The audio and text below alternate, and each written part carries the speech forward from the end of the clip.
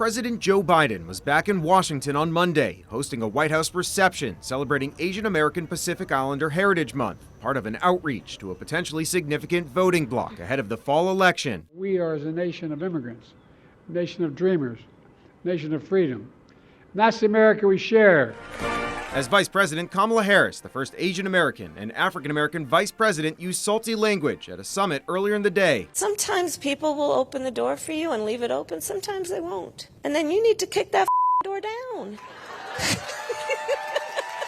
The White House also kicking off another infrastructure week. An infrastructure decade. Press Secretary Karine Jean-Pierre highlighting some 56,000 projects which she says have been paid for so far by the bipartisan infrastructure law passed in 2021. If Trump was reelected, it would be devastating for women's health care. And in the Midwest, new commercials in Michigan, Pennsylvania, and Wisconsin. As a Democrat group, American Bridge 21st Century is announcing a $25 million ad buy focused on abortion access. There it is. It's Trump leading by a lot. Meanwhile, former President Donald Trump is looking to highlight new polling from the New York Times and Siena College, showing that among likely voters, he's leading in 5 key battleground states as the presumptive Republican nominee blasts his ongoing hush money trial in New York City. I should be out campaigning now instead of sitting in a very cold courthouse all day long. Now, former President Donald Trump plans to make multiple visits to the Midwest this week, including Ohio on Wednesday and Minnesota on Friday, where he'll attend a fundraising dinner.